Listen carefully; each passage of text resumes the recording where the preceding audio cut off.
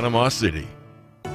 Tired of being overcharged each month for health insurance or finding out you still have significant out-of-pocket costs from copays or deductibles when you do go see the doctor? Hi, I'm Kevin Shady with KHS & Associates. Our independent insurance agency has helped individuals, families, and even small business employees lower their health care insurance costs with no copays, no 80/20 coinsurance, and no deductibles unless you're hospitalized overnight. Call or text us at 502-386-1128. That's 502-386-1128. WGSX Lynn Haven, WTOT, W271DM Mariana, WBLQ Port St. Joe, powered by Pepsi, ESPN Northwest Florida. Lights, camera, action. It's the Coach James Hale Show. Do you know who I am? Live and local inside the J. Michaels studio. People know me. ESPN Northwest Florida. Get past the hitman. Good Wednesday morning. It's always a good Wednesday morning here on the Coach James Hale Show, especially when Coach Hale has flown the coop. I think he's outside waiting for donut. He very well may be. And that voice, of course, everybody knows that voice, the legendary, the man, the myth, the legend himself, the walking tornado, if you will. Yeah. Dr. Glenn Manley. How you doing there, Glenn? I'm doing good. Excellent. I'm just a legend in my own mind, you know what I'm saying? I just like that I'm seeing you this time when we're not surrounded by all that orange and blue. That's when true. we were in Auburn. That's right. But I tell you what, I told you you wouldn't be ready for it. I was not ready for it. I think I broke out in a rash after I left that I saw place. you left in a hurry, too. I I got to did. go. So, but anyway. Well, again, good Wednesday morning to everybody out there. Looks like we may have a little weather coming in, maybe overnight that or means something you need to like get inside that. of J. Michael's some world-famous spaghetti day. Oh, it is world-famous Spaghetti Day. Thanks a lot, Glenn. I got to loosen my belt now. There you go. I tell you what, though, make sure sometimes you just get a half order and get a salad, because otherwise you're going to be full. As you well know, I have it all over me by the time I'm done. But, well, I don't do anything halfway. Thank you very much. I just want to let you know. Whether you get the full order or the half order, it's delicious. So it is absolutely delicious. I want to get into a little Bayhigh real quick. Yeah, sure. I tell you what, I want to give a shout out to Coach Greg Bailey and the girls weightlifting. You know, he built this thing up from about 8 girls. Now there's about 35. Oh my goodness! And so he's got a lot of young ones coming up. But yesterday they were at Arnold. And they did the county weightlifting meet, and they do two kind of things. They do the Olympic weights, and then they do the traditional. So right. I would have to get Coach Bailey to explain it to me. I don't lift weights anymore anyway, so it doesn't matter. Just 12-ounce curls is all I do. So we get into that. But anyway, Coach Bailey and them, yesterday they did the Olympic weights, and Bay came in second in the Olympic weights. The way it went yesterday was Arnold had 68, Bay 34. North Bay Haven had 74, Arnold had 68, and then Bay had 34, Mosley 21. Dean Bozeman School 19 and Rutherford 0. And then in the traditional weights, Arnold 64, North Bay Haven 60, Bay 37, and also the Mosley High School 26, Dean Bozeman School 23, and the Rutherford Rams 7. Now what I did really, I ran through the categories of the weight classes, and if you won traditional and Olympic, I just put that one person down. But if they shared, one had the traditional, one had the Olympic, then I put both of them down. So in the 101 class, weightlifting class, it was Gracie Richmond from Dean Bozeman School. She won both classes, 235 and 210. One's the Olympic and one's the traditional. Okay, and then the 110, we had two winners. Courtney Laturcos from Mosley, she won the 110 class, and the other girl who won the 110 class was Gracie Masters, North Bay Haven. One was 235, one was 250 on the weights. In the 119 class, we had Miriam Cancino from North Bay Haven, 225 and 230. She was the only winner there as far as first place. And in the 129 class, we had Jewel Marino from Arnold High School, 285 and 285. Pretty steady there. Heck yeah. In the 139 class was Ronnie Lashley from Arnold. She won the 139 class both times, 290, 325. And then 154 class was Gillian Peden from North Bay Haven, 270 and 285. And then our one young lady, which probably she looks like, if you see her walking around, you're going, man, them some guns there. But Caitlin Gant, Bay High School, 169 class, 320, 335. And then 185 class, Maddie Middleton from Arnold High School, 315 to 325, won both classes. Then our state champion, 199, Karina, Zacharias, Bay High School. She is also a state champ. Hopefully she repeats. 300, 380. So congratulations to her. And I was like, man, oh man, I can't even pick up the bar, and she's doing this. So in the unlimited, Emma Gibson of Arnold High School, 310, 340. This is the highest finish for Bay High in the county in quite a while. All right. We're really proud of Coach Bailey and the girls. And then all of them, you know, if you go watch it, they're intense. I have been. When the state was at Arnold a few years back, I went because a buddy of mine, over in, I guess his daughter was at Fort Walton, and he couldn't make it over. He had to work, and so he asked if I would go. I said absolutely. It's the most fun I've had in forever. It's amazing. It's like, action everywhere. It's like they're all cheerleaders too, because they're all they know how hard it is to get the weights and everything. So it was so cool. So if you hadn't had a chance to go out and watch one, it's something I wouldn't have thought would have interested me, and I was hooked in 5 minutes. I know it was just amazing, fantastic. And then I'm looking at them going, well, I'm not messing with her because break me like a pretzel. So then we have another big event coming up here at Bay High School on Thursday. The wrestlers, we're hosting the district duels. Excellent. So it starts at 5:00. All tickets are $6, and you can also there'll be a GoFan QR code to look up, but we want to get out there and do that. So you can everything will be in the Cobb Gym. Man, they have 4 mats out there, so you have a lot of action. Well, and we know how many good wrestlers there are in this area too. Get out there and watch that. Then last night in basketball, big thriller game there at Bay High School. It was back and forth. We were down by 10. I want to give a shout out to Dario Green, Coach Green from Mosley. They played a great game, Moses is going to be okay. But Bay High won in overtime, 63-60. I had it number 1 on my list right there. I figured you'd like that. I wasn't going to leave it out. And then also now they play Mariana Friday at 5:30 and 7. So that'll be another big game. So come out and watch. And last night our boys' soccer team went over to South Walton. Unfortunately, they did not play as well as usually, and South Walton kicked a field goal, so it was 3-0 South Walton. And our boys and girls will play tomorrow night at Bozeman, and then on the soccer, also on Friday, the girls will host Arnold at Tommy Oliver, and so get out there and see that, and that's about all I can say. That's your Bay High School update. That's what Bay High and the wrestling team after the tournament on Thursday, they're packing up and going to Valdosta on Friday for a big tournament there. So that's what's happening at Bay High School. So I love it. Yep. Well, we're going to get into some more local, but let me lead off with this though. I mean, 63-60 in overtime. You know what's been fun this year is there have been so many great games, especially in boys basketball with the local teams. I mean, Arnold and Mosley played a banger the other night, and Arnold had a real tough, close loss to Leon the other night. Right. I mean, this basketball is really heating up, of course, with what Coach Cook did last year with Bay. And it's exciting. There's some new coaches, there's some new excitement, and there's been some great games. So you guys need to get out and watch some of these games because they're super exciting. Well, let's go through some of the others. I did have Bay Mosley leading off there for you, so that's good. I'm glad you got to get that one in. I'm going to go through some of the other scores real quick. For boys basketball last night, we had a bunch of games. Bethlehem took down Holmes 55-41.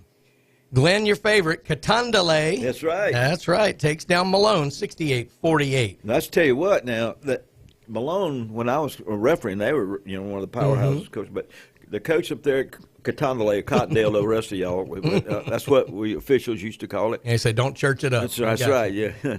But they did a good job. If you go to some of these, like if you go to some of like Bonifay, you go to Malone, you go to Bethlehem, and, all those places, Graceville, Vernon, there's some great basketball there. Absolutely. Bozeman, big win over Alpha, 61-30. Sneeds and Bluntstown, maybe a little payback for football. Sneeds 45, Bluntstown 36. Choctaw takes down Niceville 56-38. Wow. South Coach Memmon's got them going there. Coach Memmon did a great job here. He's doing a great job over there. South Walton Boy, put it on Fort Walton Beach, 67-37. Paxton over Destin, 75-60, and Liberty over Weewa, 49-37 for the ladies. A lot of games last night as well. Walton beats North Bay Haven 43-40. Whew, how about Liberty, 42, Weewa 13. Good defense. Graceville 54 over Poplar Springs, who had 31. Bluntstown 36, Sneads 24. Fort Walton Beach gets a little bit of revenge over South Walton for what happened on the boys' side. 58-36 for the ladies. Chipley 43, Mosley 41. Good hard-fought game there. Ponce de Leon takes down Freeport 62-29, and Paxton gets the win over Strawn 39-33. Girls soccer, Monroe 6, Franklin County 1. Freeport blanks Bozeman 4-0. I'm going to say nil because it's soccer. Right. And Jefferson and Port St. Joe played to a 1-1 draw. Oh, man. Guys soccer, Arnold 2, Niceville 1. Good powerhouse battle there. Port St. Joe gets 7 past Jefferson, beats them 7-1. And similar score, Freeport 7, Bozeman 1. I tell you, a lot of local sports going people, on. If you keep hearing Destin, that's the new high school. That's over right. There. So, it's getting very populated over there. So, I just spilled my water. Apparently, that's all right. I have a drinking problem. So, you got to fix that leak. So, Exactly right. Well, that's right. Well, anyway, we get you a sippy cup if you want. Honestly, yesterday was, the last couple of days have been very tough days. For me as a Mississippi State fan, for me just a college football fan. And then during our show, of course, the news broke that Coach Leach had passed away, and we've had the honor of having Coach Leach on our station a couple of times calling in. In fact, you did a couple of interviews with him, and got to. Maybe you didn't get to meet him in person, but got to talk with him. Maybe share some experiences you have with Coach Leach. Well, first of all, I have to credit Coach Andy Siegel for getting me introduced. He just said, this guy's going to call you, and he's from the radio station. So really and truly, when I called him, he was just like, we had been coaching together all our lives, and he just started, I don't know if it's because we're in that coaching fraternity or whatever, but what was really good about me is I got to talking to him, and so I read all 3 of his books. Yeah. Swing Your Sword, then Squib Kick to a Fat Guy.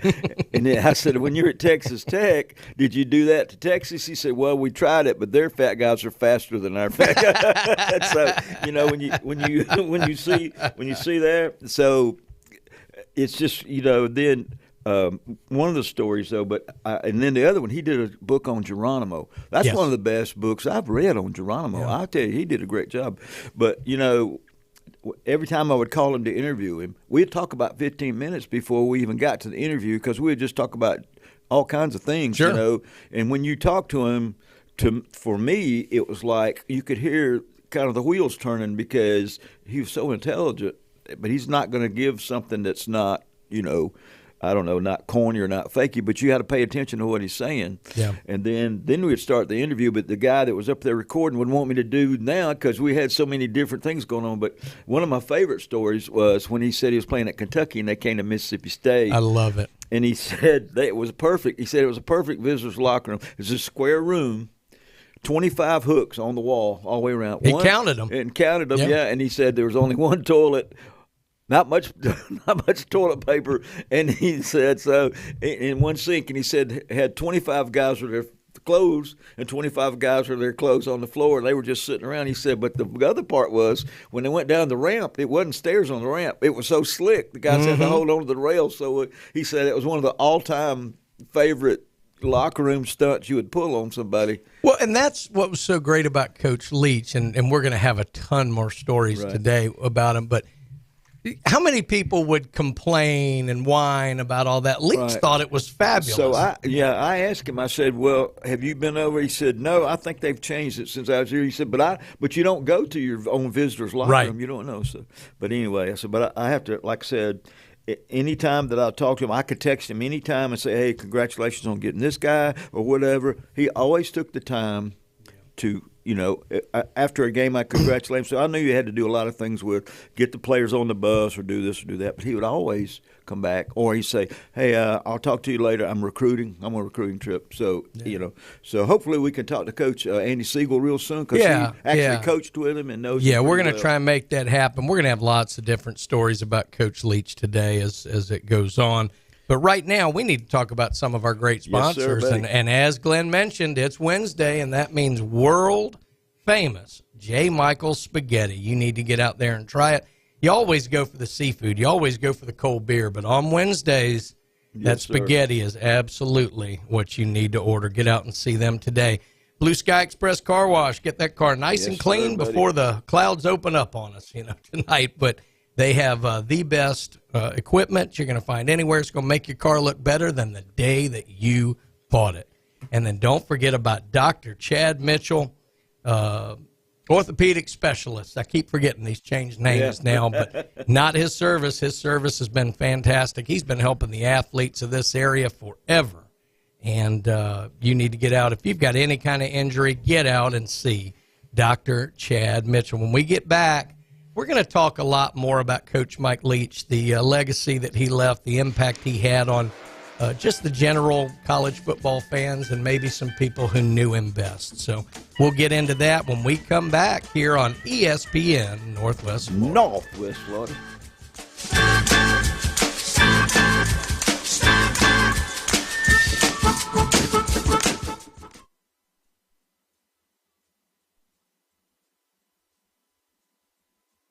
The new app from 104.3 ESPN Northwest Florida is designed specifically for sports fanatics like you. The sports content you demand is always on. Live stream our national and local sports talk anywhere you go. Reach us on all social media. You can also be a part of the show. Call and text into our studios. Plus, up-to-the-minute weather and traffic maps. The new app from 104.3 ESPN Northwest Florida is available at the Apple Store and Google Play. Wednesday weather forecast, cloud showers and thunderstorms, a weather front coming in. Could be a severe thunderstorm today and tonight. Gusty winds, the high around 75, the low around 58. Showers and thunderstorms in the morning, then partial clearing Thursday afternoon around 70 with gusty winds. This weather forecast has been brought to you by KHS and Associates, your source for affordable health insurance. For ESPN Northwest Florida, I'm meteorologist Tim Root. Honey, the garage door is acting up again. I'm calling a professional. All About Garage Doors. My garage door is broken. Can you help? Of course. Whether you have broken springs, frayed cables, worn rollers, need a new garage door opener, or your doors are off track, we can fix it. What if it's beyond repair? Don't worry. If that's the case, we would be happy to find and install the perfect garage door for you. All About Garage Doors. Honesty, integrity, and reputation. Ben and Deb Collins, owners of Bay Guns and Gear, have been in business since 2010, offering new firearms and accessories with a huge selection available for your hunting needs and personal defense. Turn to Bay Guns and Gear. They have the weapon for you. Discount pricing. And if you can't find what you're looking for, they'll special order it for you. Bay Guns and Gear, across from Grease Pro at 3115 Highway 77. Visit their website, baygunsandgear.com. Reach out, call up and just say hi. Give them a call. Phone lines are open. 850-215-6290. The Coach James Hale Show is taking your calls live and local. From the J. Michael Studio, 104.3 ESPN Northwest Florida.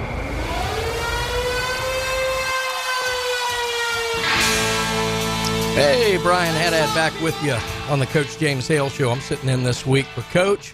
Got Dr. Glenn Manley here with us, as always. You're listening to us on 104.3 ESPN. Yeah, turn your head and cough. There you go. There you go. Northwest Florida here. And don't forget, now we 102.1 in Mariana, 101.9 Port St. Joe. If you're on the road, just change the dial as you drive, and you'll get us the whole way.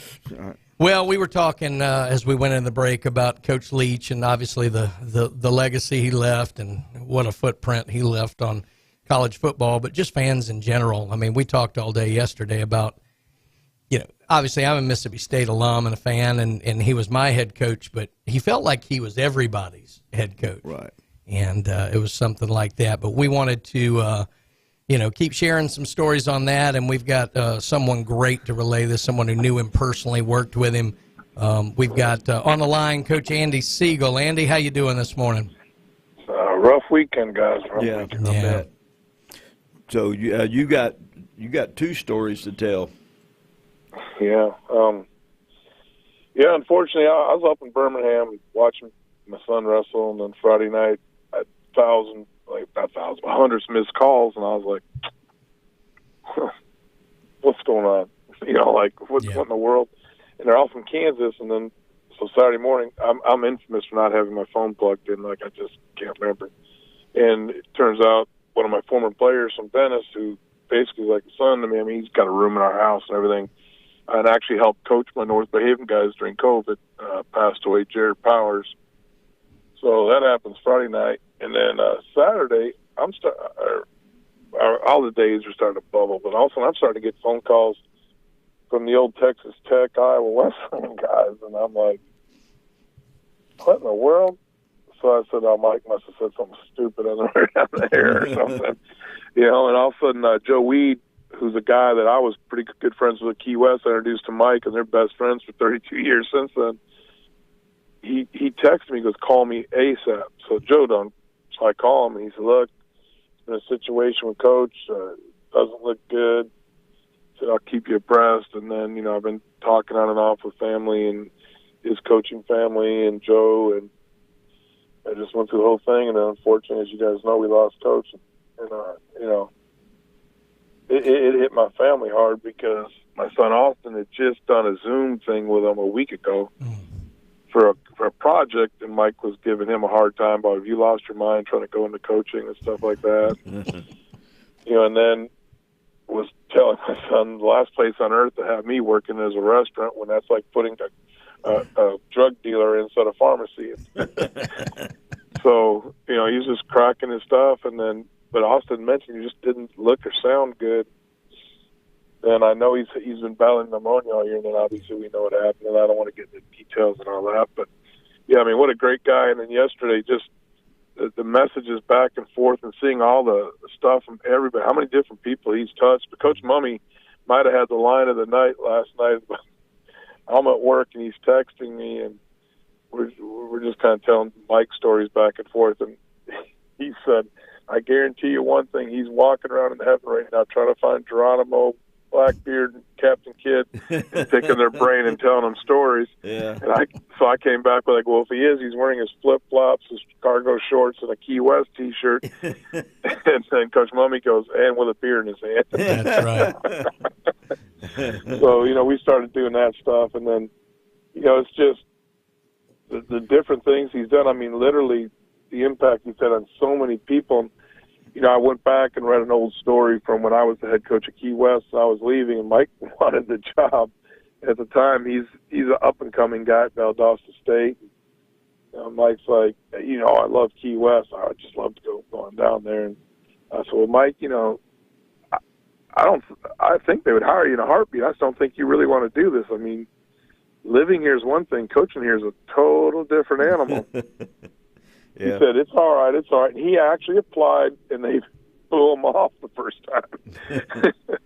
So flash forward, he's at Kentucky, and things are going really good for him. And he applied again and got beat by some guy that no one ever heard of from some small high school in Massachusetts who had never won anything and was living in a houseboat in Key West. And he beat out Mike Leach for the head coaching job and proceeded to go like 0-10. So, wow. And I always tell people, who knows the trajectory of college football and now the NFL? If Mike takes the Key West job, is everybody still running the Pro I? That's a good point. who knows? What was interesting, Andy, we were talking with Andy Burcham yesterday right after the news broke that Coach had passed, and Andy made a great point that I think gets lost sometimes. We all are aware of Coach Leach and his quotes and his Twitter and his infamous press conferences and things like that. But one of the things that Andy Burcham said was a lot of times what gets lost is how great a football coach in mind he was. Right. Amen. There's no doubt. Talk about that a little bit, just the innovative nature of what he brought to football. The thing is, if you go watch his offenses, and I'm talking about not just different schools, year to year, they do change. People say, "Oh, he just sits back and throws the football." I don't know. Did you watch Mississippi? Obviously, you watched Mississippi State this year. Ran the ball They were running the football a lot. Right. He is smart. There's a lot of offensive guys that say, "I'm going to dictate to the defense, and I'm going to make them adjust to what I want to do." And I'm bang my head against that wall till it comes out. Mike's like, "Why would you do that?" He goes, "His whole deal is I'm going to make you defend the field 53 yards wide by 35 yards deep." Now, in that scenario, there are going to be openings. Right. And in those openings, whether it be a run, a pass, a shovel pass, even a pitch, I've seen him run the option one time. I think it was at Tech. But I did see him run it one time. There are different things that they're going to give you, and that's where his brain is. So a lot of people are playing one-dimensional chess because college football is chess. That dude's playing six-dimensional. He's got 6 levels up. He's already thinking what you're thinking about your third move down the line. He's already 3 more moves ahead of you, and the stuff that he can see. If you watch him, like they talk about his play sheet, that's just little notes of his that he's written down. Of if they give me this, keep in mind this, and throughout the game, watch. He pulls a pen out and writes more notes because as he notices things, he goes, "Hey, keep in mind later on if they give us that 3-shell look, I want to do this, this, this, and this." And that's because of his ultra intelligence. I mean, the man is just genius. I tell you what. Genius. Besides football, he had so many things. I read all 3 of his books: Swing Your Sword, Squib Kick It to a Fat Guy, and then Geronimo. If you were, when I was reading the Swing Your Sword, when he dropped the fake play sheet right where Texas was going in, where they would pick it up. I mean, stuff like that, and then. The Squib Kick It to a Fat Guy, they said, well, when you did Texas, it only worked one time. He goes, their fat guys are a lot faster than our fat guys. I mean, he's honest. Yeah. He would answer honest. And then go look online how many coaches, like I'm watching this thing. There's a guy I know, Tony Johnson, coaches in Kansas. He used to coach Kansas. He's coaches in Texas high school now that are just crushed because Mike made everybody feel like you're the most important person in the world, that's rare, especially at that level. I mean, you guys have been around those guys, and I'm not trying to knock any of those other coaches in the country, but there's very few, if any, that'll actually take the time to talk to anybody. Right, and the way you told him that I was going to call, and he just like we'd been friends for 50 years. It was great, and then he never too much time to either talk to me or text me about stuff, and so it was just a great thing. And that's the part that I miss. Like when I said earlier, when we're going to interview, we would talk 5 or 10 minutes before we'd even start the interview about stuff. And he liked to joke with me about the kickers too, so that we had a great time with that. So anyway, but I want to thank you for introducing me because it was. I didn't really get to meet the guy, but I just felt like I'd known him for all my life. Well, my wife was telling a story last night.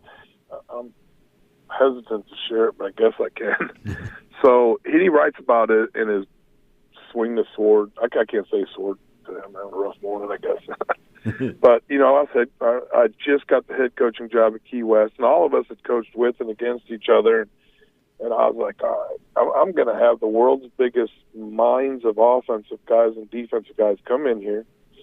And we're going to have the greatest coaching clinic for these kids on the island because they don't ever get anything. So I'm talking Art Kehoe, coaching the O-line, the famous Miami guy. He's coming down. I got Leach coming down. I got Dana Holgerson, Hal Mummy, this guy Bob Goebel, who's a legend in West Virginia. I can't remember everybody. Randy Williams from East Tennessee, Mike Cavan from East Tennessee.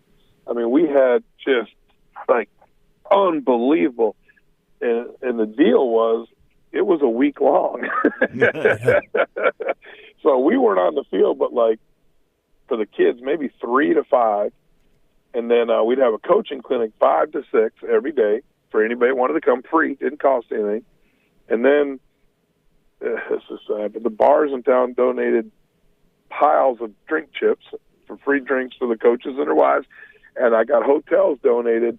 So every coach that came got to bring his wife and her girlfriend or whatever with them, and they just hung out. Well, Leach and Holgerson, they came together, so I started teasing that they're each other's date. And I got them. This guy, Hugh Morgan, was the federal magistrate down in Key West time, so he gave us a condo down on Duval Street with 2 hot tubs in the back. Yeah. So Mike and Dana stayed in there. Well, one night we can't find Mike and Dana. We were out the Bull and Whistle just listening to some music, and they had disappeared, so I went wandering for them. My wife went wandering. We all went wandering around looking. There they are sitting in the hot tub relaxing, just laughing, having a good time. So within minutes, there's a lot of coaches in that hot tub, and it wasn't a big hot tub. Well, all of a sudden, I see something blue floating on top of the surface, and it's a pair of shorts. Like, whose swim shorts? I look at Leach and no, and everybody jumping out of there. Holgerson didn't blink, never jumped out of the hot tub. Coach, I mean, that's my wife's story. Yeah, sir. Well, Coach, we know you got a tough weekend coming up. Well, we appreciate you, and I really appreciate what you did for me and Coach Leach. But we're going to have a break coming up. But no problem. Yes, sir. Just let me know what's going on, somebody. All right. Well, like I said, everybody say a prayer for Sharon and the family. Okay.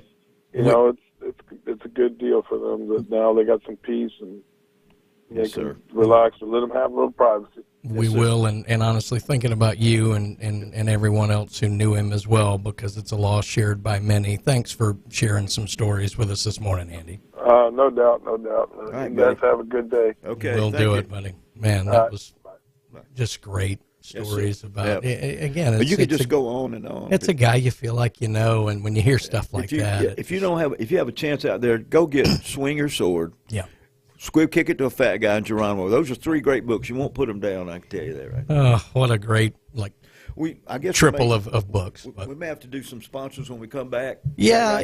Let's go on and get to the break. We'll talk about some of our sponsors as we're coming back in here. We're going to head to a break now. Coach James Hale Show, ESPN Northwest Florida. Break. That's when you break the huddle right there. 4.3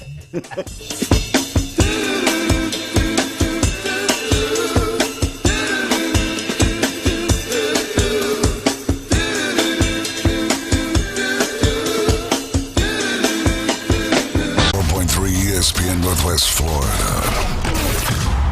Your home for the NFL.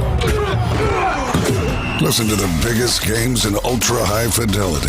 Thursday night football. Double and triple headers on Sundays. And Monday night football.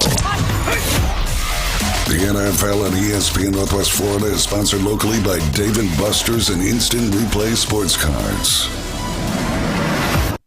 Dear past, present, and future football watchers, you know why we're here. The football season is back! Woo! That means those pregame barbecues with an ice-cold Pepsi? Totally back. Your perfectly placed football-watching corner seat back and comfy as ever. 18 Sundays of touchdown scoring, Hail Mary throwing, ice-cold Pepsi flowing football action. You better believe it's back. And since that's too amazing to miss a single second's worth, Pepsi is officially giving you permission to always put football first. And when we say always, we mean always. Like when your lawn is looking less like a lawn and more like a jungle. If the game's on, then the lawnmower ain't. And those gutters you haven't cleaned? Today is not their day. Or maybe those in-laws are back in town. Well, better hope they're football fans because your Sunday is completely booked. Long story short, crack open a Pepsi and don't let anything get between you and your football watching. With love, Pepsi, made for football watching. That's what I like. Do you know who I am? If he was the last person on Earth, I'm kind of a big deal. mankind would still have a chance. We may have to repopulate the Earth. Now back to the Coach James Hale Show. I'm very important. Live from the J. Michael Studio at 104.3 ESPN Northwest Florida.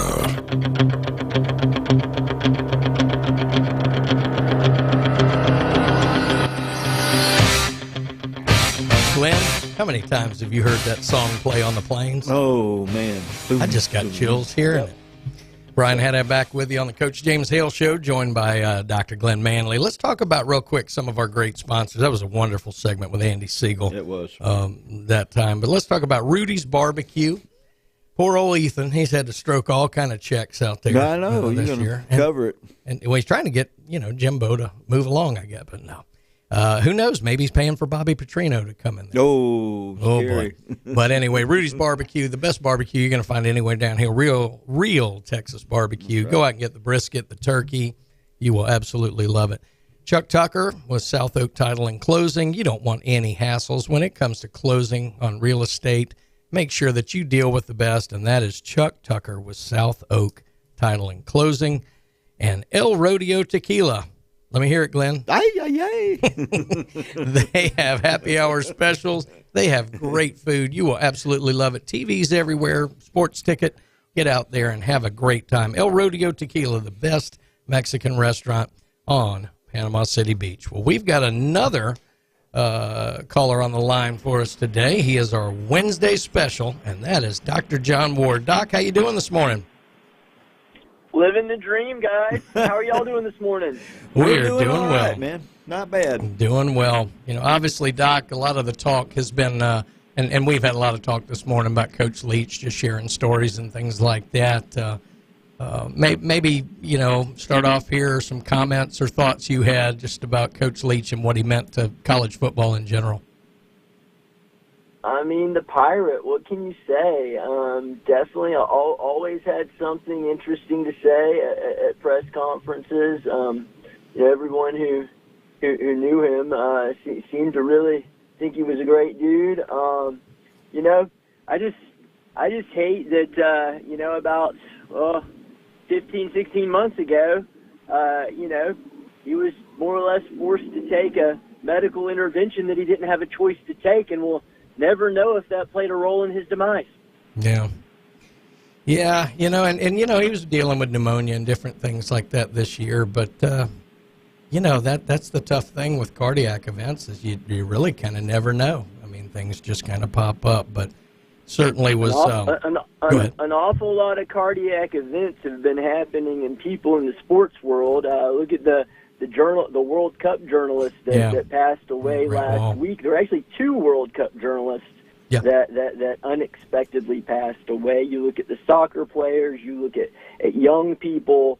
Governor DeSantis actually just did a big press conference yesterday, and the state of Florida is going to actually start investigating these cardiac events in vaccine recipients.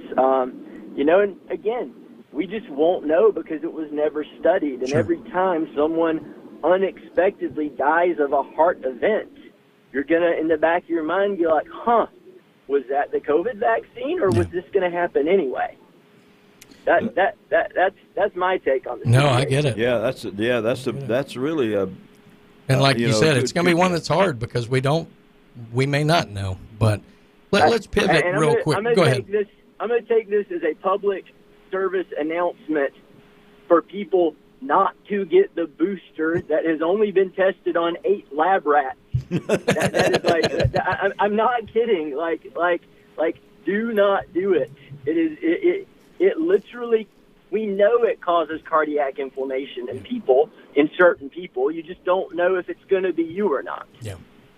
I thought he was calling me a lab rat there for a second. I've been called worse. That's right. Well, Doc, let's talk a little bit about the bowl games coming up. And obviously, you know, bowl games are a little different than what we all grew up on, but they are still there, and they do still provide some good entertainment. We got a few starting off this Friday, but I know you got your eye on one Saturday. Talk about maybe what you think going in. Is there any interest for you in watching the Gators bowl game this Saturday, or how do you approach bowl season?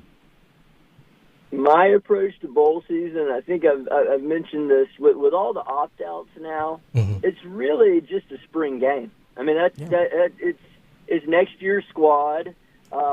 If they look good, it might make you feel good. If they look bad, I mean, you know, maybe it's a preview that next year your team's not ready, but they got a spring and a fall practice to get better. I think everything outside the playoff is now meaningless. Yeah. No, I think you're probably right there. Certainly, I guess about the only thing you might see, like one game I'm interested in is the Orange Bowl with Clemson and Tennessee. And normally I wouldn't, other than wanting to see Tennessee lose, which is generally the way I approach things. I'm very interested to see, you're going to have 2 new quarterbacks there in Milton and Klubnik. And so I am interested to see those guys play maybe a little bit more than I've been able to. But you're right. Outside of that, it's hard to get excited about some of these games. Is there a bowl game in particular outside of the playoff that you are maybe looking forward to, just from a, just a voyeurship, if you will? Oh no, I agree with you. I think the incredibly Orange Bowl is looking interesting. I think the bowl committees need to really focus on getting interesting matchups, because I do think an LSU Notre Dame matchup would have been really interesting. Yeah. And it could have been done, but they chose not to do it. So I definitely think that, as challenging as it is now to get people interested in bowls, they've really got to try to pair teams up that, like last year's bowl with Florida against UCF. I think that was probably about as interesting of a game as you could get for Florida and for UCF, because it created, kind of like the interstate interest. But there are just so many games that, who really wants to see LSU Purdue, right? Golly gee, how boring. Anyway, that's just my thought on it. I agree. Now there are things that happen in the offseason that make a normally uninteresting game interesting to me. So, for example, you couldn't pay me to normally watch Louisville-Cincinnati. But with Satterfield leaving Louisville and getting hired at Cincinnati, I'm just curious to see which sideline he's going to be on. One half he's going to be on one side. I think I heard a commentator one time said he shouldn't even be in the stadium for that game. But, yeah, it's something else. Well, I want to go over a list with you, Doc. I know Coach Hale loves to do this with you, too. And I found this one kind of interesting. It was in the middle of a list, another one of these lists that kind of ranks the best playoff teams ever. And we've done those to death, and we might even do it in this next segment. But I thought this was interesting. This is the 10 best programs who have not yet reached the college football playoffs. So I'm kind of interested on your take on these. And this is done from ESPN based on their average SP Plus rating, which I don't know what that means, but it sounds important. So at number 10, everybody's most exciting offensive juggernaut, Iowa. Yeah. All right, I'll leave it at that. At number 9, Ole Miss. I think that's right. I guess the closest they came was in 2014 with Hugh Freeze when they started 7-0 and got up to number 4 in the very first. Oh, how about that? They were actually in the very first college football playoff rankings ever released. They were number 4. So pretty interesting there. Number 8, Mississippi State. So Ole Miss and Mississippi State, average SP Plus rating of 12.1. Same thing in 2014 in the very first one. They were, or actually, I think it ended up being through the third one. They were ranked number 1 in that 2014 ranking. That was the year with Dak Prescott and everything. So, but ended up losing 2 games and finishing 7th. Number 7 from Doc's favorite conference, the Big 12, Oklahoma State. And they've been very close as well. They came real close in 2021 where they finished 5th. So, I love this one for Doc. Number 6, Utah. They came close in 2019. Pac-12 champions. Yeah, there you go. Champions. Lincoln Riley's daddy, Utah. Yeah, there you go. They came close in 2019. They were 5th going into the Pac-12 championship game, but then Oregon blew them out. I actually remember that one. So, typical Pac-12 eating its own, even though the sports writers are dying to get a team in. At number 5, Wisconsin.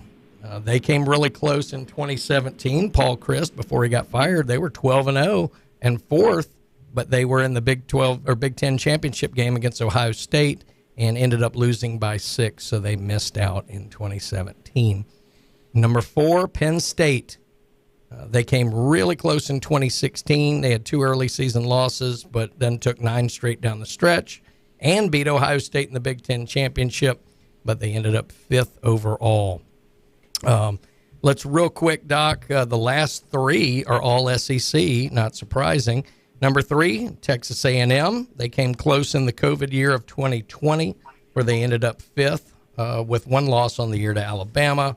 Number 2, your Florida Gators came really close in 2020 as well. Gave Alabama by far their toughest game that year, and quite frankly, if they'd gotten the ball one more time, that may have been the end of it for Alabama. And then can you guess who number 1 is, Doc? Well, if it's the SEC, and let's see, we know Alabama, Georgia, LSU have all made it. That would leave. Would it be Auburn? It is Auburn. Oh, wow. It is Auburn. They came really close in 2017 because the same thing. They lost 2 early season games and then went on that run where they beat number 2 Georgia and number 1 Alabama back-to-back, but then could not get past Georgia in the SEC title rematch where I think, what was it, Kerryon Johnson, who was the running back who was hurt in that one and all like they that. They tried to play him and then. But they ended up. Doc, you going to stick with us through another segment?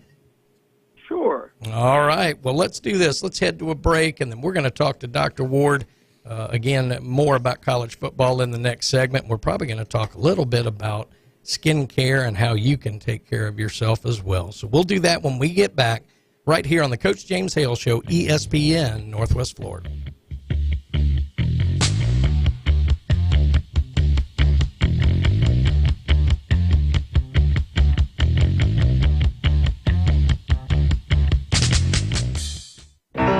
ESPN Northwest Florida is feeding families for the holidays this Christmas because no one should go without during the holidays. So we're providing 20 families with a Christmas turkey and a gift card. To nominate a family in need, just share their story with us. Go to ESPNPC.com and click Feeding Families for the Holidays. Sponsored by ESPN Northwest Florida, Panama City Toyota, Rudy's Barbecue, Pete in Air Conditioning, Plumbing, and Electrical.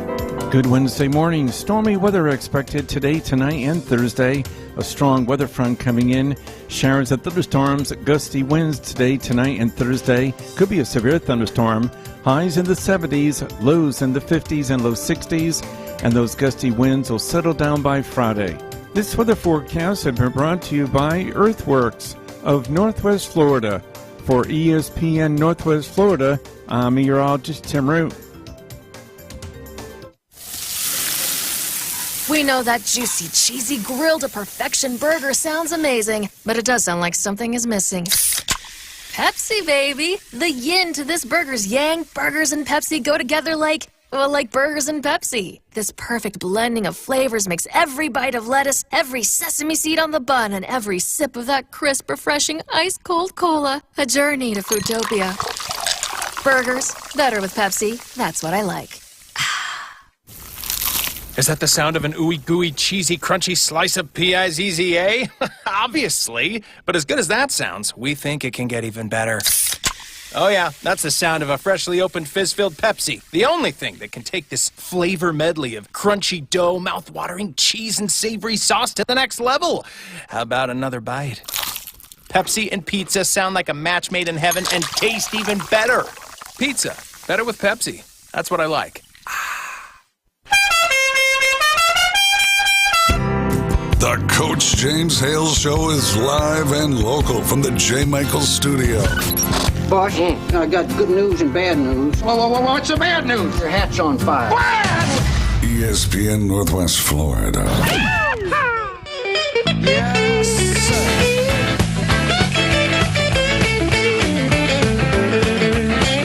Back at you. Wednesday morning.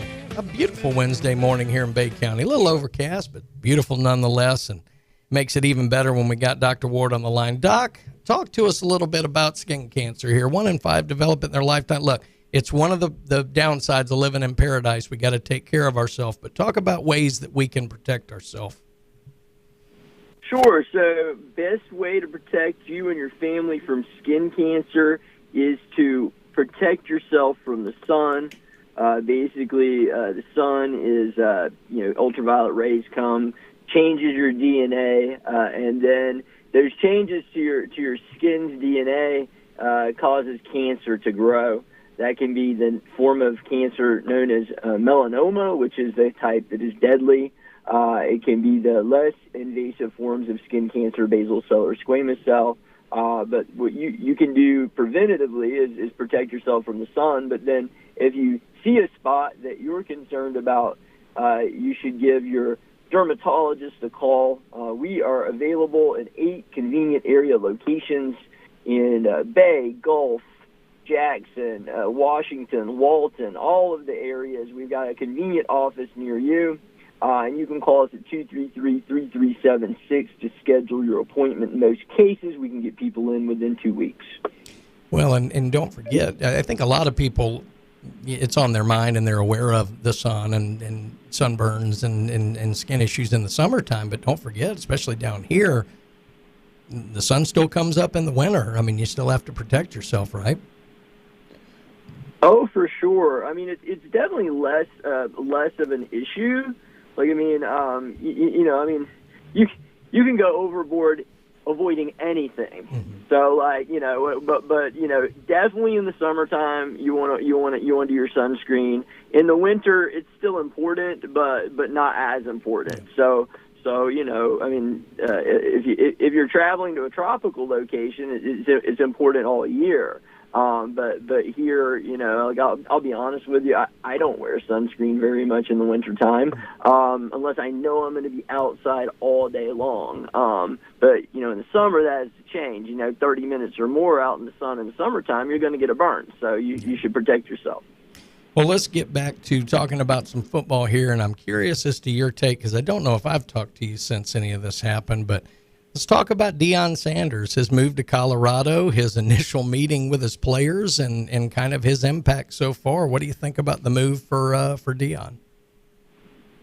I think a lot of people are talking about it. I'd be interested to see what kind of results that he gets.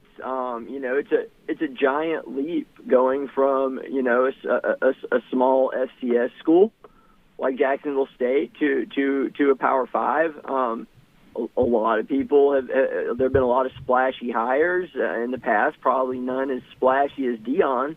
But he's got a lot to prove in my mind. Let's see what kind of players you get. Let's see what kind of records. Colorado didn't have a great year, so there's probably nowhere to go but up from where they are now. Let's see if he can run a program. I think it's getting talked about a lot, just because it's Deion. Yeah, right. Well, just in the mindset of obviously Colorado had the furthest to come up. I mean, they were pretty miserable the last couple of years, but Deion to Colorado, Matt Rule to Nebraska, Fickell to Wisconsin, Hugh Freeze to Auburn. Which program probably hit the biggest home run, if you will, in their hire? Is it Deion to Colorado? No. Oh gosh, no. Luke Fickell, the Wisconsin. Look, he has a proven record of success at an FBS team that that's done quite well. I mean, a lot of other teams wanted him, and he stayed at Cincinnati. So I think the Wisconsin's hire is the home run hire for sure, because you've got someone who can build a program and has done it at a less prestigious school. I think Wisconsin definitely hit the jackpot of the coaching hires this season. Well, let's start talking, much to Glenn's chagrin here, about your beloved Gators. Oh, I'm ready to talk about them now. I've been out in the sun. I got leather tough skin. Hey, before we get started, Dr. Ward, I want to let you know Coach Jeremy Brown said you're the man, because evidently you have sliced and diced him a little bit. Well, I am honored to take care of Bay County's #1 football coach from their #1 football program, and all I can say is go Tornadoes. Thank you very much. There you go. Let's look at the Gators. Obviously, 6-6 season. Would have loved more, but I think, probably fairly close. Billy Napier's first year, he had a lot to work with. He had a lot he had to clean up, from the previous group. And, the bowl game notwithstanding, going into the offseason, Doc, where do you think the needs really lie for Florida, and what would you like to see? Other than the general, like what targeted positions would you like to see them address, let's say, in the portal? Well, we need skill players, So, I think we're going to be okay at running back because we're pretty deep there. But obviously, you saw this throughout the season, especially in the Florida State and Vanderbilt game. Our wide receiver room was really thin, and once Justin Shorter got injured, it made it even thinner. So I think we're going to be hitting the portal for wide receivers that have proven production at big schools if we can find them. Our offensive line did well, but we're losing people there. So I think our recruiting is looking relatively good there. But again, you got to get some players in there that have some playing experience. I think our cornerbacks look okay, but linebacker, we're losing Ventrell Miller. We can definitely use some experience at linebacker, and I think for D-line, our recruiting looks pretty good, and we'll probably have players to step up there. So I'd say quarterback maybe, unless people feel like Jack Miller is really gonna do something next year. I don't think so, or they think this Rashada kid will be ready to play as a true freshman. But definitely receiver and linebacker. And then hopefully Billy Napier takes some clock management classes over the summer too, because I didn't necessarily have a lot of heartburn with the way he handled things, but I felt like clock management was a real problem for Florida this year, and it's something that he's got to get better at. I think that's right as well. Talk about Anthony Richardson. Obviously, you'd love to have him back, but he's decided to go into the draft. What do you think about that move? Good move, bad move? Understand it? I think it's insane. Yeah. I think this. I don't know what the kid is thinking, because it's not like he had a great year. I mean, you take away the Utah game, and he had a horrible year. I mean, yes, for 1 week he was the Heisman front runner, and then after that, everyone saw what we were afraid we were going to get, which was good Anthony or bad Anthony, and there was a lot of bad Anthony. Even at the end of the season, that Vanderbilt game was bad Anthony. So anyway, maybe he's going to be, a second day pick, but nobody's going to take him over Caleb Williams or he's coming out, right? Caleb Williams or no? I think Williams has one more year. He's a sophomore. Oh, one more year. I'm sorry. No one's going to take him over Bryce Young. Right. No one's going to take him over C.J. Stroud. And it's not like it's a weak year for quarterbacks, and that he needs to announce this year versus next year. So, anyway, I just think he's got bad advice. Yeah, well, maybe he could turn out like Brock Purdy. Hey, be the last person taken, and then to turn out really well. But that'd be all right. That Travis Jordan's coming back, or Jordan Travis, how you say it? I keep when you got two first names or two last names, who knows? But he's staying, and so I think he's. He wants to come back with unfinished business, but I think he wants one more year also to mature a little bit more and get some more experience. Real quick, Doc, do you think there's a possibility these NFL scouts are going to want to maybe change his position? Obviously, he wants to be quarterback, but do you think that's a likelihood? I think AR is set on being QB, so I don't really see that being in the cards for him. But who knows? Maybe he just wants to get a paycheck. I don't know. Yeah. Well, you would think they get him in college now too, but I guess I understand it if your dream is the NFL. Doc, we got to head to a break here. Appreciate it as always. Good luck to your Gators this Saturday. And you got anything else you want to leave us with on the way out? No, just everybody have a Merry Christmas and a Happy New Year. I will not be back on the show until after the holidays. So 2022 was good for you guys. It was great for me. And hopefully 2023 will even be better for everyone. Well, thanks. Well said. You too, Doc. Have a great one. Thank you. Yes, sir. That's Dr. Ward, the right. legend himself. Well, let's talk about some more of our sponsors Brian, here. I'm a pepper. You a pepper? I am a pepper, Let me and tell why you. are we peppers? Because we have all the Buffalo Rock That's products right. here. Pepsi, zero sugar for me, and you're drinking some great water there, I see. That's right, and a whole muscle milk. and muscle milk. All kind of stuff. Put your clothes back on, John. Yeah, exactly.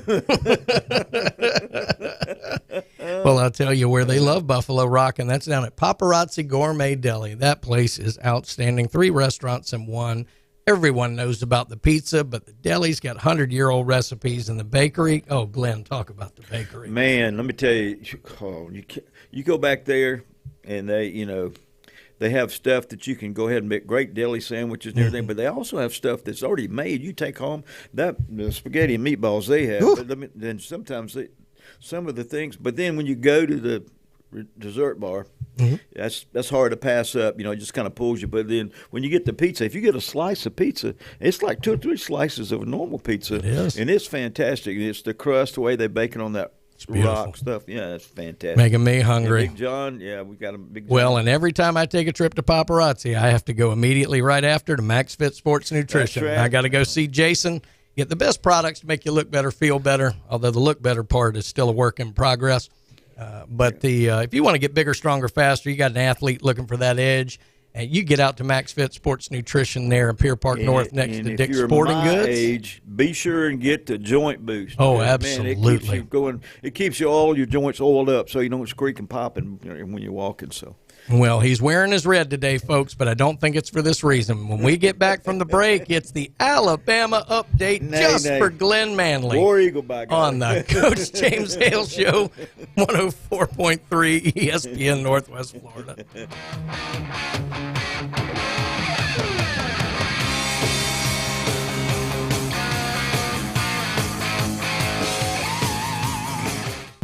ESPN Northwest Florida is feeding families for the holidays this Christmas. So what you ended up winning was a Christmas turkey as well as a $150 gift card. Awesome. Oh, my gosh. Okay, thank you. Who is Stacy Hood? It's my sister. Well, she is the one who nominated you. Oh, I appreciate that. Thank you, guys. My sister has been a big supporter with me and helped me with a lot of things. Merry Christmas from ESPN Northwest Florida. Good Wednesday morning. Stormy weather expected today, tonight, and Thursday. A strong weather front coming in. Showers and thunderstorms, gusty winds today, tonight, and Thursday. Could be a severe thunderstorm. Highs in the 70s, lows in the 50s and low 60s. And those gusty winds will settle down by Friday.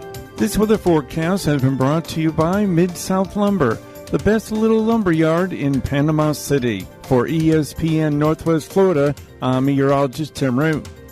Sykes Concrete has been in business in this area since 1947, and 3 generations later, they're still going strong. See Sykes Concrete for dirt, sand, rock, and concrete. They can handle any size job from the smallest to the largest. Sykes Concrete pays CDL truck drivers some of the highest wages in Bay County, making $50,000 to $75,000 a year, including holiday and vacation pay, plus health insurance. See Hugh Sykes at Sykes Concrete, 8030 Highway 77 on the right, just north of Southport Elementary School. WGSX Limited, WTOG, W271DM Mariana, WVLQ Port St. John. Powered by Pepsi, ESPN Northwest Florida. Los Rancheros has been doing it right for 20 years. Los Rancheros brings a top-shelf dining experience to you with the opening of their beautiful new building. Watch all college and pro games on Los Rancheros' 14 large-screen TVs, with great drink specials daily from 2 to 5, and during all the games. Los Rancheros, the place for live sports and great food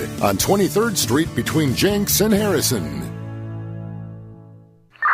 Put down your natural light.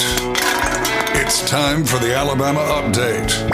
The Alabama Update, weekday mornings at 8. On the Coach James Hale Show at 104.3 ESPN Northwest Florida.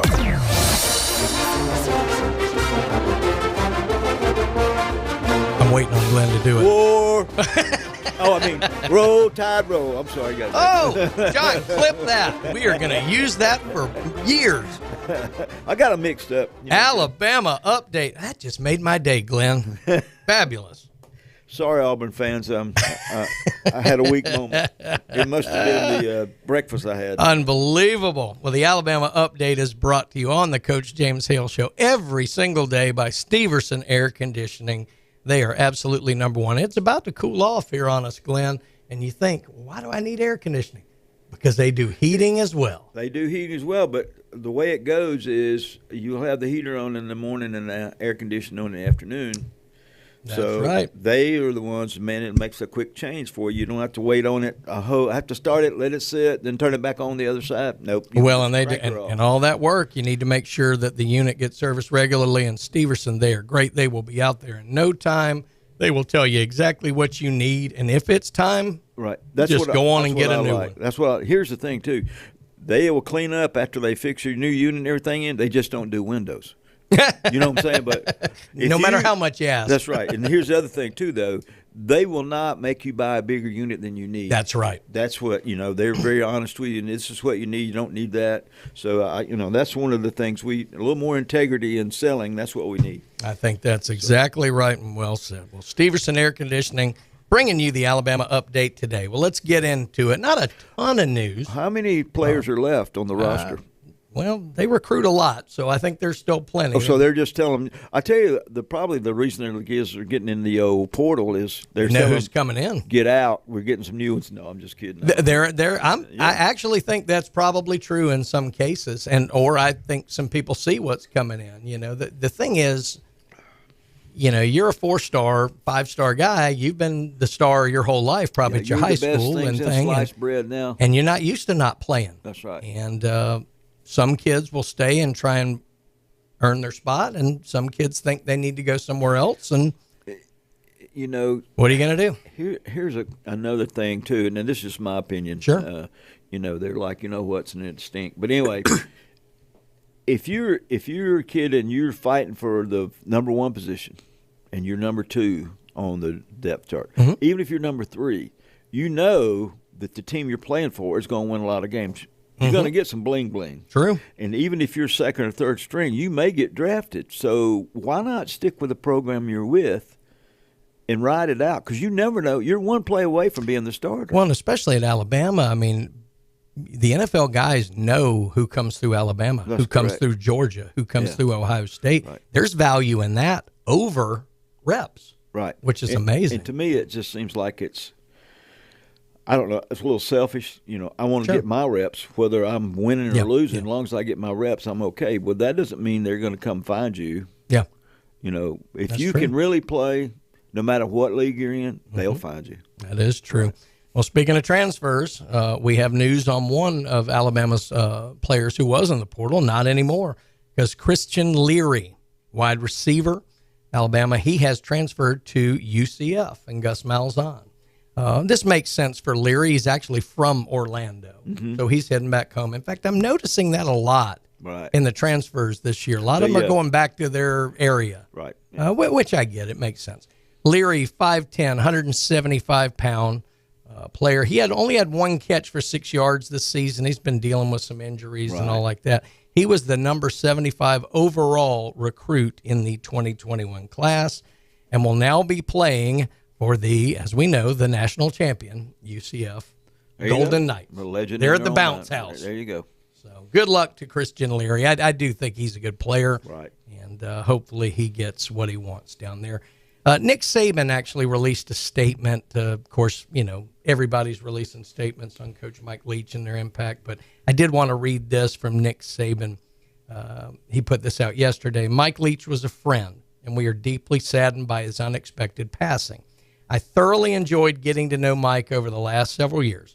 I never knew quite where our conversations were going, but they always made me smile. Right. He was an offensive innovator who always did things his way and was admired for it. His teams were well coached and extremely challenging to defend. They played with poise and toughness, which is a credit to his leadership. Our thoughts and prayers are with his wife Sharon, their children, and the entire Mississippi State family. So nice sentiments there from Coach Saban. Lane Kiffin came out with a really good too. Yeah, I've got one from him too as well. So, they were very good friends. Right, absolutely. So. A couple of notes from basketball going on. Alabama. It's weird to see that Alabama basketball is ranked higher than Alabama football right now, if you can believe it. Yes, they've made some comebacks this year. They have. And it was weird. Last year they took down some of the big boys, but they'd lose to the lesser than. This year, coming off a huge win against Houston over the weekend, and they backed it up. Alabama got a win last night over Memphis, a Memphis team that beat Auburn on Saturday. Now, it was a tough game, 91-88. Alabama also led by 3 at the half. A lot of scoring in the second half. Brandon Miller kind of led Alabama. He had 24 points, 8 rebounds, 5 assists. And there was a stretch there with about a minute and a half or so to go where Miller scored 5 straight points to give Alabama about a 9-point lead. And then Memphis put on a good late rally to close it to 3, but never was able to get closer than that. Alabama gets the victory. They're currently ranked number 4 in the country. Now, Bama had 4 players in double figures and actually got 22 points from the bench. So this may be a deeper, more balanced squad for Alabama, now, which bodes well for Coach Oates. His third year, maybe fourth. Nate Oates, I want to say he's entering his 4th. It could be his 3rd. So he, but they made a big splash when he came and started coaching the first year. The thing is, you talk about when they beat Houston. Well, Houston was in the Final Four last year. So, that's not something you should overlook. That's right. To go down there and win. That's a good road. That's absolutely right. A little bit of bad news for the basketball team, though. Starting guard Amari Burnett underwent wrist surgery. He had a broken wrist. He underwent surgery on that wrist yesterday, and he will be out indefinitely. Now, it's expected he'll be out somewhere in the 6 to 8 week region, but obviously with a wrist, a lot's going to depend on the rehab and how everything goes with that. But that's the expectation, 6 to 8 weeks. He is a third-year sophomore from Chicago who's averaging about 7.9 points per game. He did transfer in. He went to Texas Tech right out of high school and then transferred to Alabama from there. So Amari Burnett out, but he was out last night, and Alabama got a big win. Right. So the depth is certainly something worth looking at. I did want to look at Alabama's football schedule for next year and how it lays out. The first game. It very well could be, because coming to Tuscaloosa, the ever dangerous, the bowl bound, the Hawaii bound, they're going to be coming in with a fresh tan. That's right. Middle Tennessee State. Go Blue Raiders. The Blue Raiders. That's right. So, Glenn, you're going to be laying money on MTSU in that game? I absolutely am. I'm not going to tell you which way it's going, but I'm going to do that. No, I hope they do. When I was there, the stadium wasn't quite as big as it is now, of course, because you had to have a certain amount to be in the D1. So I used to tell my son, he used to kick the extra points out of the stadium. So when you go in there now, he's going like, wow. So anyway. Well, what's interesting for Alabama is they actually have 8 games before the break, which is tough. And we're going to get into that stretch. But coming out of the MTSU game, they're also at home week 2 against Texas. Oh, a little different. And this will be that'll be a letdown after they play Middle Tennessee, I know. Oh, clearly. Yeah, then they go on their first road trip, and they go to Tampa. They're going to play South Florida. It's 1 for 2, basically. So they're going to head down there, and we may have to make it down for that game. There you go. On the 23rd, Ole Miss comes to town. Lane Kiffin comes back in with his popcorn. That's right. And we'll see if he can finally get one over King Saban. On the 30th, they go to Starkville, about 82 miles west. Yeah. It's on 82, about 70 miles west on Highway 82. That's not a bad road trip, actually. It's not. You go through Gordo and Reform. Just watch out for the cops. Trust me. On the 7th of October, they go to Texas A&M, so back-to-back road conference games. And, of course, that's always a big game for Alabama. Will Jimbo be there? Well, that'll be game 6. We'll see. They should bring Sumlin back and save a lot of money. It's the same record. Sumlin knows what to ask for now. That's right. Then the next week, again, 7th game in a row, they finally do come back home, but they get Arkansas at home. That's always tough. That could be a trap game for them. And, again, I didn't like it this past year. I don't like it this year. The last game before the break, 8 games in a row, you got Tennessee. Now, it's in Tuscaloosa this time, and there's no Hendon Hooker this time. But you got Joe Milton, you still got Josh Heupel. Right. That's a dangerous game. Then they get the traditional break before the LSU game. LSU will be at home. Then they go to Kentucky, which is a good late-season matchup there. You got Chattanooga at home in the tune-up for the Iron Bowl. First Iron Bowl against Hugh Freeze, and that is in Auburn. Ooh. So look out. Well, I may have to be. I don't know, though, if my cousin will let me stay at the condo because they're going to be there. So I don't know how many tickets they have, but, you know. Let's look at it in his career. 2 of Nick Saban's struggles, Hugh Freeze, the game's in Auburn. Right. Look out. Right. Look out. And here, the thing about the Auburn game is there's only two major colleges there. Sure. There's no pro sports. Right. And the Auburn guys are not afraid of playing the Alabama guys, which when you listen to what Coach Leach said last year about the Mississippi State guys, he said, I want guys with not dinosaur arms. I want guys that reach out and catch. Exactly. So, but yeah. Well, we're going to head to a break here. The Alabama Update was brought to you by Steverson Air Conditioning, as we said. Get out and see those guys. Don't forget about Dat Cajun Place. That's right. I guarantee. Ooh, it's so good. 75-cent wings, but everything on that menu is fantastic. Get out there and see those guys, and you will have a wonderful, wonderful time. I was there with James a couple of weeks ago, and they asked me how I wanted my wings. I said naked, and he started giggling. No, that just means they don't have any sauce on them. Come on now, come on. Not I'll be naked. That's right. That's what I told him. And don't forget about Turf Pro Pest Control. Let me tell you something. You want your yard. Yeah, you don't want your yard to look like, you know, a golf course after Glenn's played it with all the divots. You want it to look like a golf course before, and you need to get with Turf Pro Pest Control in order to have that happen. Be the talk of the neighborhood for a good reason. Let me tell you, I played at Bay Point yesterday. It was fantastic. I'll tell you what a great, it was great shape, you know. So, but the Sierra Club came out and gave me a citation for hitting in all the trees out there. So, you know. Unbelievable. Well, roofers used to love me, but we'll get past that. Well, we're going to head to a break here, ESPN Northwest Florida. You are listening to the Coach James Hale Show, minus Coach Hale. That's right. We'll be back in just a moment. Northwest Florida can hear us all around.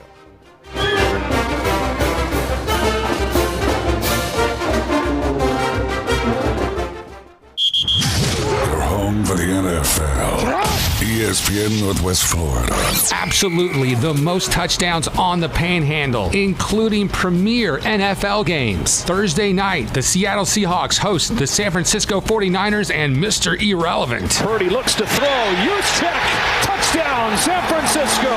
Coverage starts at 6:30 right here. The NFL on ESPN Northwest Florida is sponsored by Dave & Buster's and Instant Replay Sports Cards. Wednesday weather forecast, cloud showers and thunderstorms, a weather front coming in. Could be a severe thunderstorm today and tonight. Gusty winds, the high around 75, the low around 58. Showers and thunderstorms in the morning, then partial clearing Thursday afternoon around 70 with gusty winds. This weather forecast has been brought to you by KHS and Associates, your source for affordable health insurance. For ESPN Northwest Florida, I'm meteorologist Tim Root. Hello, Tracy's Fine Jewelry. Hello, Tracy. It's Santa. I'm so busy this year, I really could use your help. Absolutely, Santa. I'm happy to help. This year, I want to make sure everyone gets what they ask for, and I know Tracy's Fine Jewelry has the largest selection at the lowest prices. We sure do, Santa. We have some of the hottest trending styles around, and our cases are packed full of great deals. Ho, ho, ho, Tracy. I knew you wouldn't let me down. Folks, shop where Santa shops at Tracy's Fine Jewelry. What's that grin about? I just took a load off my staff by hiring Fresh Start Cleaning Services. How'd you manage that? Fresh Start Cleaning Services allows our team to leave at the end of their shift and not have to stay and clean after a double. They're happy, and you should see the difference having a professional cleaner makes. Plus, now I know exactly how much the cleaning cost will be for the year. Wow, that would make anyone smile. You can call Fresh Start Cleaning Services at 850-771-6057. Tiger fans, join us weekday mornings at 8:15. It's the Bay Point Golf Auburn Update on the Coach James Hale Show in 104.3 ESPN Northwest Florida. Whoa!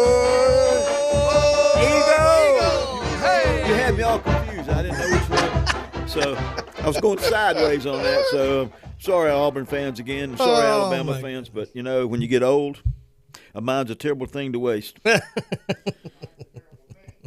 Well, you know what? Yeah, but, 3 things happen to you when you get old. You lose your memory, and I can't remember the other 2. So, Perfect. Auburn update. I can remember this. They're brought to us by Bay Point. There you go, man. Brian was out there yesterday. They had a nice clinic for I guess you would call it handicapped. I don't really want to call them that. But they were teaching them golf. Yes. They're showing them how to play, and they're doing some good – they got some great things for those people. And, I think it's great. It's fantastic. Just another one of the things that they do out there. That, and then if you want to have some great meals on Thursday, they always have some different – I think it's fried chicken this week, but they always have different things coming up.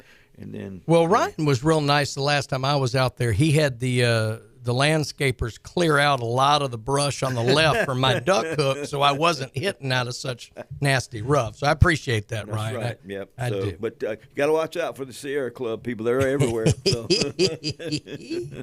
Well, all right. Well, let's get into talking about some Auburn. We're going to do some FSU this segment, too, and that'll be brought to you by Newbies. But, yes, sir. But talking information from the Plains. Now, we talked yesterday with Andy Burcham about the new coaching hires and all, but the recruiting is really starting to heat up. Right. And, that's great for Coach Hugh Freeze, who I know is going to be hitting the transfer portal. But on the high school recruiting front, 4-star Connor Liu. He's an offensive lineman, and you can never have enough of those, That's Glenn. right. He is from Kennesaw Mountain, Georgia, and he was a Miami commit who has now flipped to Auburn. You mean he didn't go to Kennesaw State? He did not. Wow. He is 6'3", 280 pounds. He's the number 40 ranked interior lineman in the country, and the number 50 ranked prospect of Georgia in this class. So congrats to Coach Freeze on that. Now, Glenn, we did it for Alabama. Let's do it for Auburn, and then we're going to run through some FSU news. Okay. But let's look at Auburn's schedule for next year. Now, to be fair, we gave Michigan Eddie some fun over this, and certainly did the same with Texas A&M. But it looks like John Cohen, the new Auburn AD, has taken a page out of their scheduling playbook, and Auburn is going to open at home with UMass. Welcome, Coach Freeze. Wow.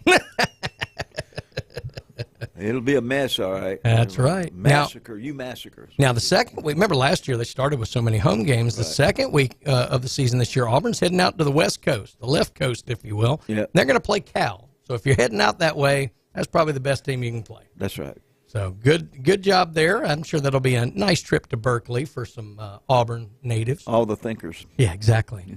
Coming back home on the 16th to get Samford at home. Samford. Not Stanford. Samford. They have a new coach. The better team, Samford. Stanford's got a new Yes, coach. they do. On the 23rd of September, Auburn goes back on the road, heading down to College Station to take on the Fighting Jimbos. There you go. If he's there. Who knows? If Coach Freeze gets a win there, will that be Jimbo's swan song? That's good. We'll have to see. Well, Coach Freeze better get a win there because the next week it doesn't get any easier as Auburn welcomes Georgia to the Plains. Yeah, they wanted to swap that LSU thing and the Georgia thing. Guess what? You be careful what you wish for. Well, how about this for 3 games in a row? At A&M, got Georgia at home, and then you do get a week off, but your next game on the road at LSU. Ah, man.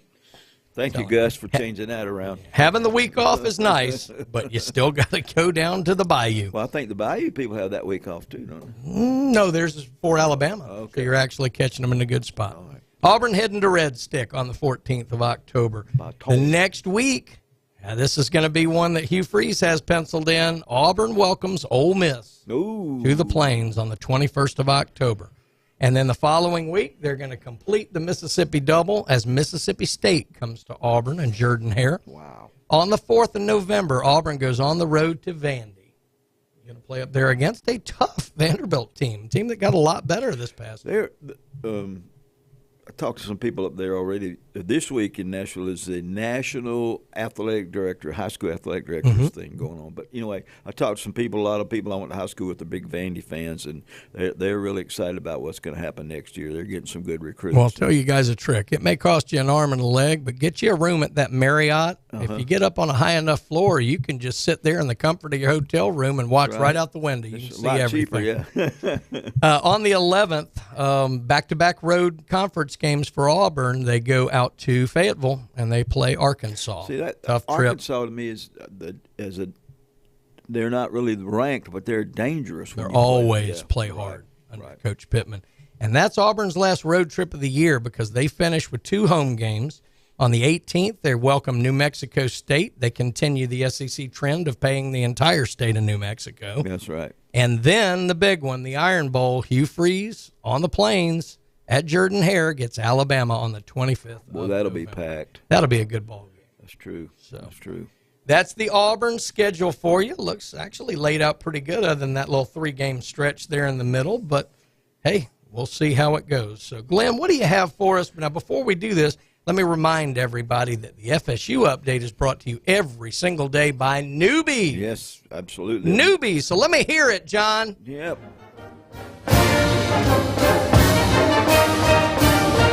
Florida State, Florida State, Florida State. Woo! What do you got for us, Glenn? Well, I'm excited about yelling. But anyway, we're playing in the Cheez-It Bowl, and a lot of people don't really think we should have played Oklahoma because they're 6-6, everything. But it'll be played on December 29th, 5:30 Eastern at ESPN. But there's a couple things you need to take out of this. First of all, the location. Okay, we're going to be playing in Orlando. All right, and so a lot of recruits you don't have to invite them. They could just come watch the game.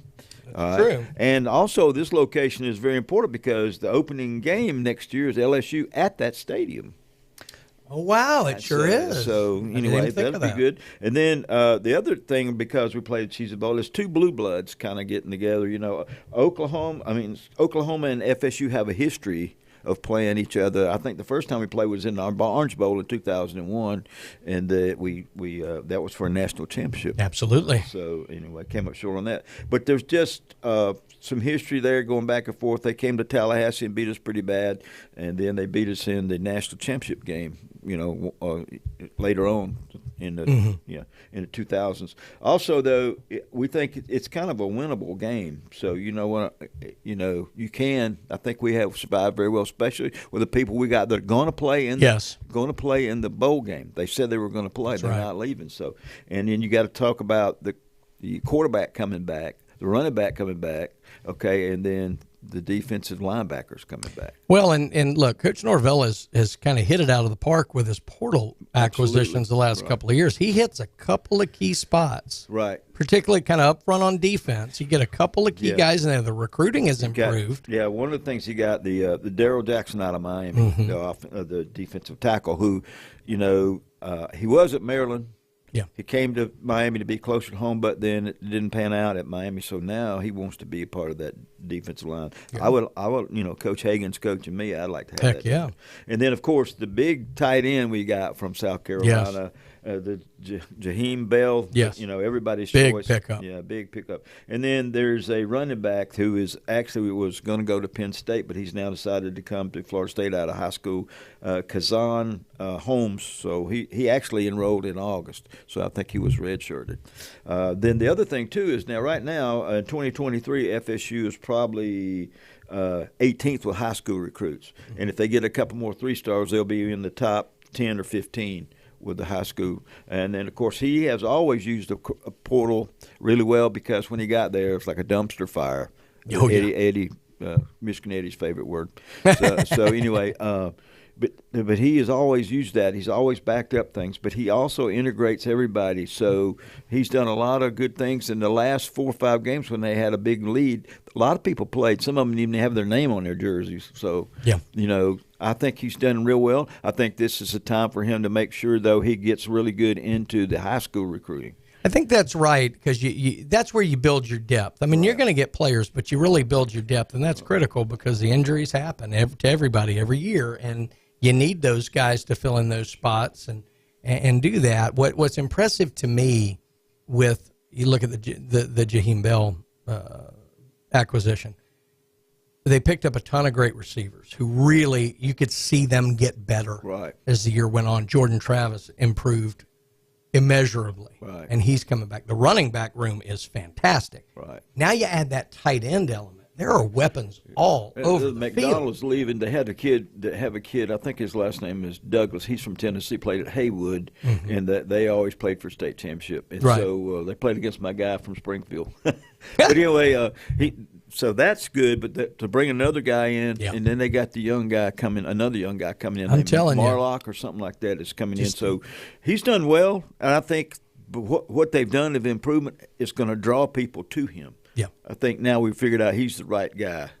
and I think so too. As long as he keep his coaching staff together. Yeah, and it was kind of funny that the first year he came in with that Dillingham guy, who came from Auburn, to FSU. Right. Then he goes to Oregon. Now he's the head coach at Arizona. That's right. So. Jump around. He's developing a tree. Yes, right. So we'll see. But anyway, that's what we have right now. FSU's basketball team, very young, a lot of injuries. Yeah. They're just 50-50 right now. So, we'll see. Well, the beauty of basketball is it only matters at the end of the season. That's correct. It's like 44 games of practice. That's right. That's right. Well, good job there, Glenn. I'm telling you, it's so fun to talk positives with FSU after the last couple of years. So I don't hope he doesn't spoil us too much so we go back to like, oh, gosh, we got to win every game. I want to be up there somewhere in the top 10, Yeah. Well, thanks to Newbies for sponsoring the FSU update, all the Newbies properties. Brew and Booze, baby. Love it. They still got my outline on the floor there where I just kind of. Well, fortunately for me, it's close enough to my house that I can stumble home and have. Yeah. And then don't forget about Ryan Mulvey and Bay Point sponsoring our Auburn update as well. Now, when we get back, Glenn's flying the coop because we're going to be talking a whole lot of Florida Gators. I can only take so much Florida. Glenn did it with Ward. He can't take this anymore. I just have to duty calls. Well, Glenn, thanks for coming in today and certainly for sharing your Mike Leach story. Oh, yeah, man, it's fantastic. I just sit there and think about it. Just start chuckling thinking about some of the things. So, but anyway, great guy. We're going to miss him, and absolutely. When we get back, we're going to have Mark McLeod to talk about the Florida Gators here on the Coach James Hale Show, ESPN Northwest Florida. My question is why.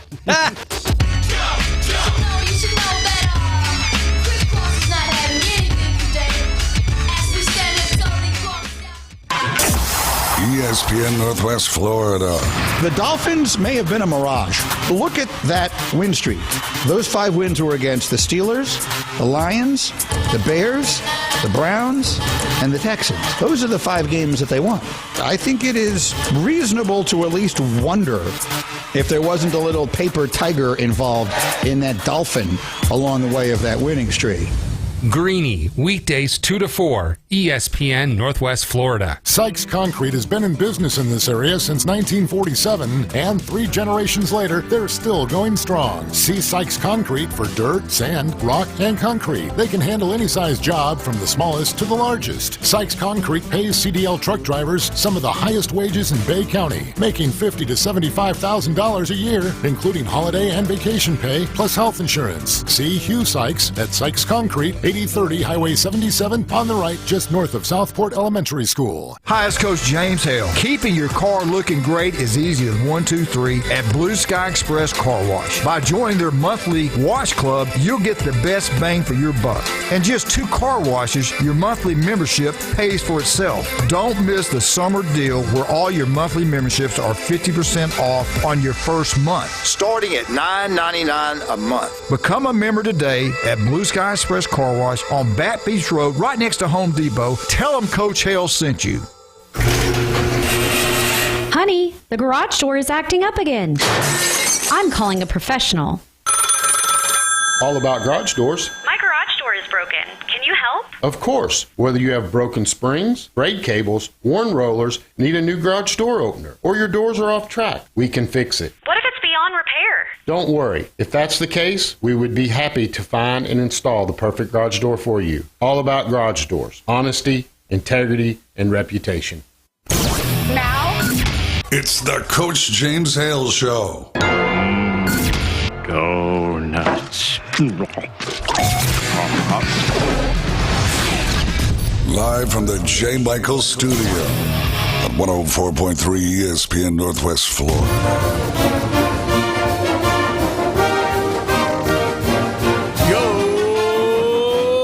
Gators!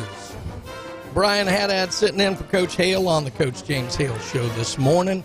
There's so many great ways to listen to us. You can listen to us at 104.3 here in Panama City, 102.1 in Marianna, 101.9 down in Port St. Joe. You can catch us on Facebook, YouTube. You can catch us just about anywhere. And the reason people are catching us from anywhere is we have great guests like Mark McLeod to talk to us about the Florida Gators. Mark, how we doing? Hey, doing well, Brian. Good to be on with you. Yeah, well, Coach James Hale, you know how he does it. He's got a vacation from his last vacation, so he's out this week. But hey, I'm going to hold down the fort the best I can here.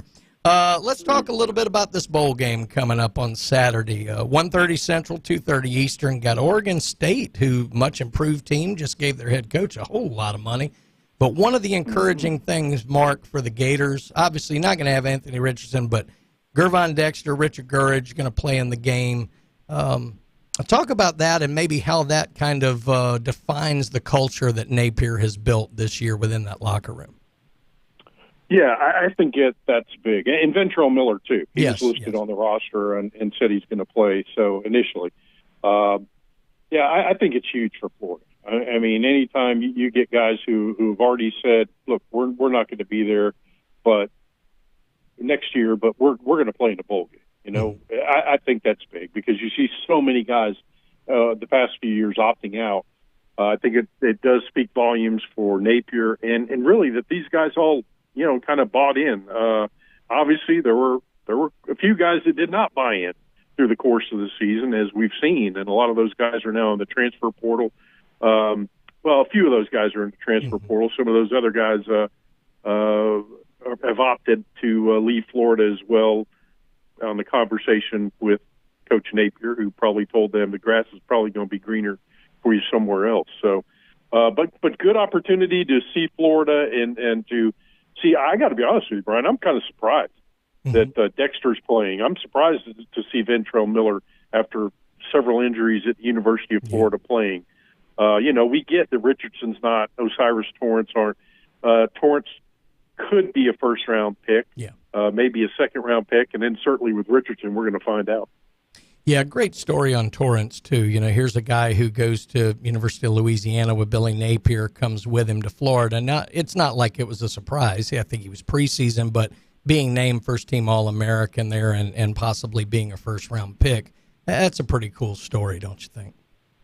I think so. Yeah, I really do. Now, the first-round pick, I think, you know, you look at his production. I mean, Pro Football Focus said there wasn't an offensive guard in the country this year that graded out higher than Osiris Torrance, which, you know, speaks volumes again for Napier and what he accomplished at Louisiana and is trying to bring to Gainesville.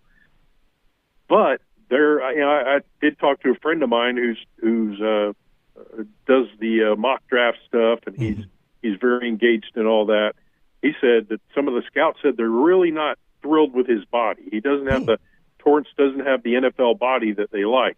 So he's going to have to do some work and probably answer some questions after the season. You know, my comment is, I guarantee you go through the NFL for the last 50 years, and you'll find a lot of guys that they didn't like their body, but the production was there. And certainly in the world of college football, in the most challenging conference in college football, Torrance got it done. You know, as you were saying that, the first thought that popped into my head was that's what they said about Aaron Donald, and now Aaron Donald is like the model for the defensive line. So, yeah, I remember doing an interview with Conrad Dobler, the old, the nastiest, meanest guy in the NFL. Sports Illustrated put him on the cover years ago when we were talking to him, and he talked about his physique. He said, you know, that they told me I'd never make it. I don't have the physique. You know, I'm big enough, I'm long enough, blah blah. But they didn't like my physique. They didn't think I had it. He goes, he told us there was a lot of guys on that Cardinals team. He's a lot of those guys. You could have walked through the mall and they go, oh, that's a big guy, but he doesn't look like an NFL guy. Yeah. What's the biggest story in this bowl game you're looking for? Like, what are you the most interested to see from the Gators in this bowl game? You know, with these guys coming back, obviously quarterback play is going to be number one for me. I want to see Jack Miller. We want to see what he's learned. He's obviously been around the game a little bit. at Ohio State. He unfortunately suffered the injury and has been out for Florida here. But he's the number one thing that I want to see. I want to see Miller. I want to see Miller work with some of the wide receivers that'll be there. I want to see the team come out and play hard, and that's probably 1B, for me. 1A's quarterback play, 1B has to be.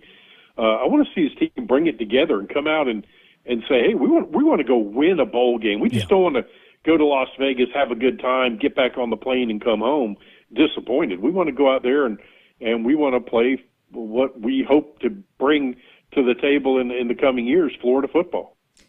Let's and we're going to get probably more into the long-term prospects with Lagway committing, but let's talk about quarterback a little bit as it pertains to next year.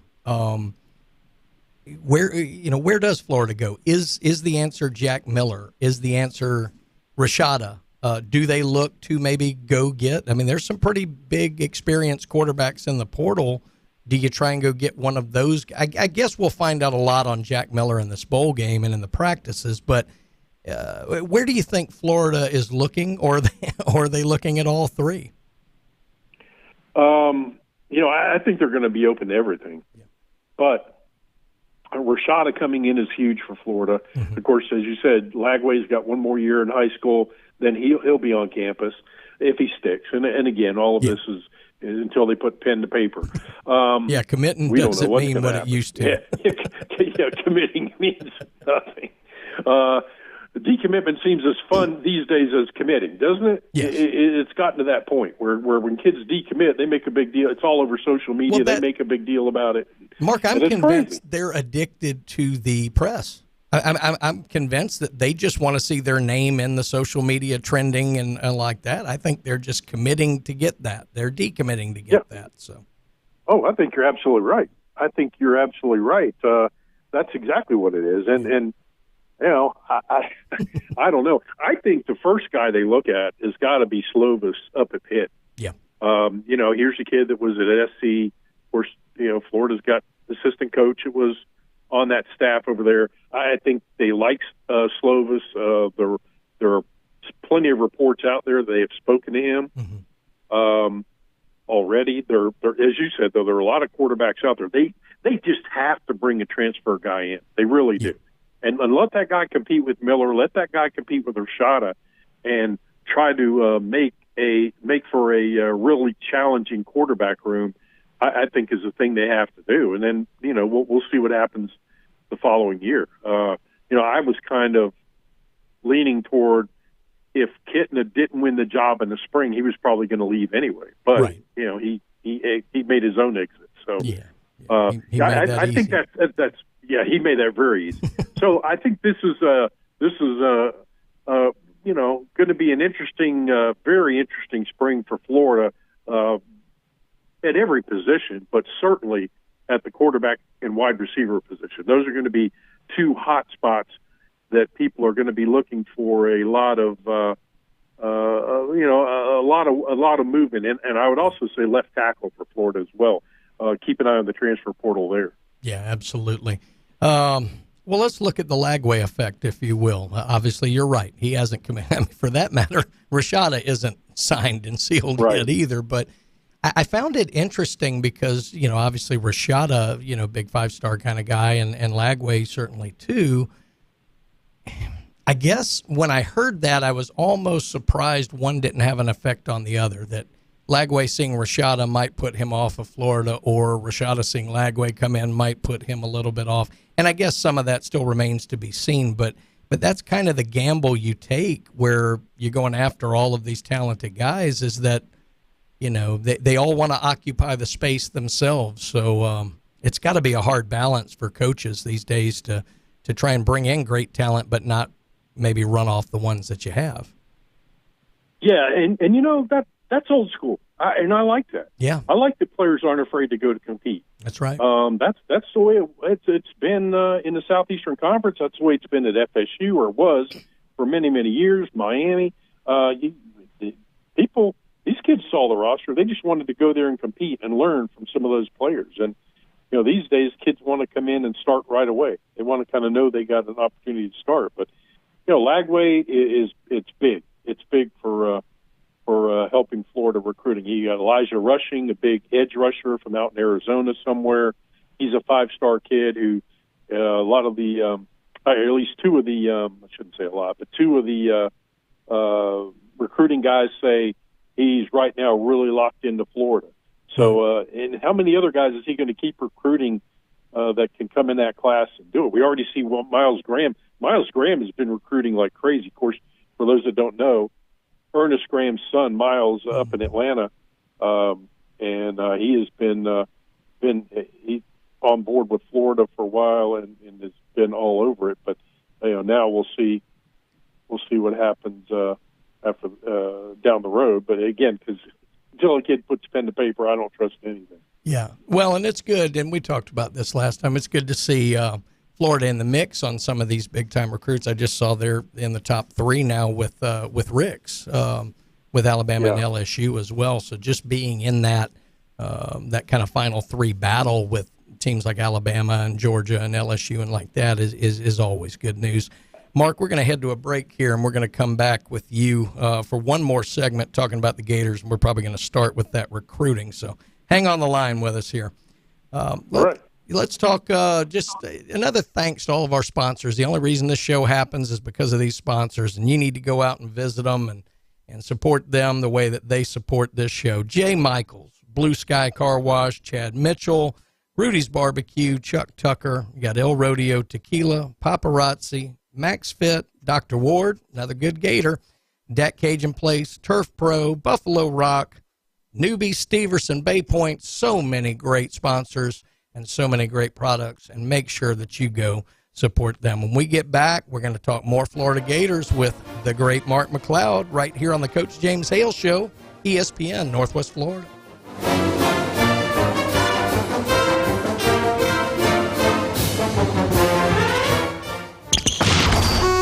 ESPN Northwest Florida, the Paul Feinbaum Show. Joe, great to see you again. If I could get you to comment on the narrative around Deion Sanders. I think Deion Sanders was the perfect coach for the perfect moment. The things that were going on at HBCUs, the energy, the enthusiasm for them was already happening, and Deion landed there at a real prime time. I did not intend to speak prime time thing, I promise you. That's okay. The Paul Feinbaum Show, weekdays 6 to 10 on 102.1 and 104.3 ESPN Northwest Florida. Good Wednesday morning. Stormy weather expected today, tonight, and Thursday. A strong weather front coming in. Showers and thunderstorms, gusty winds today, tonight, and Thursday. Could be a severe thunderstorm. Highs in the 70s, lows in the 50s and low 60s. And those gusty winds will settle down by Friday. This weather forecast has been brought to you by Earthworks of Northwest Florida. For ESPN Northwest Florida, I'm meteorologist Tim Root. Dear past, present, and future football watchers, you know why we're here. The football season is back! Woo! That means those pregame barbecues with an ice-cold Pepsi? Totally back. Your perfectly placed football watching corner seat back and comfy as ever. 18 Sundays of touchdown scoring, Hail Mary throwing, ice-cold Pepsi flowing football action. You better believe it's back. And since that's too amazing to miss a single second's worth, Pepsi is officially giving you permission to always put football first. And when we say always, we mean always. Like when your lawn is looking less like a lawn and more like a jungle. If the game's on, then the lawnmower ain't. And those gutters you haven't cleaned? Today is not their day. Or maybe those in-laws are back in town. Well, better hope they're football fans because your Sunday is completely booked. Long story short, crack open a Pepsi and don't let anything get between you and your football watching. With love, Pepsi, made for football watching. That's what I like. Sykes Concrete has been in business in this area since 1947, and 3 generations later, they're still going strong. See Sykes Concrete for dirt, sand, rock, and concrete. They can handle any size job from the smallest to the largest. Sykes Concrete pays CDL truck drivers some of the highest wages in Bay County, making $50,000 to $75,000 a year, including holiday and vacation pay, plus health insurance. See Hugh Sykes at Sykes Concrete, 8030 Highway 77 on the right, just north of Southport Elementary School. I'd like to introduce. Now back to the Coach James Hale Show. Milk was a bad choice. If I could just have your attention. 60% of the time, it works every time. If anyone wants to switch jobs, let me know. Live from the J. Michael Studio. I have many leather-bound books. On 104.3 ESPN Northwest Florida.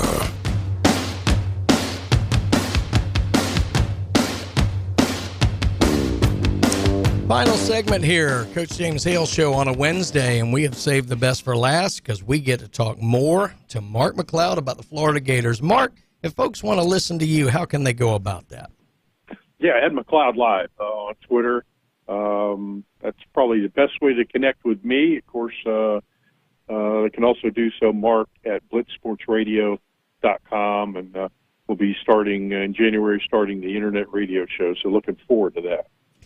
Mark, looking at recruiting, obviously all the high school players are wrapping up their seasons, and it's a big recruiting time certainly for players before we get to signing day. But with Florida in a bowl game this weekend, how does that kind of affect how they handle recruiting, and what are maybe some events that might be going on with recruiting for the Gators? Yeah, and the interesting thing about it is having such an early game. You're jumping right out of the box with the bowl games. That, I think, has made things very difficult for Florida. But you've seen the coaches. I mean, the coaches are out.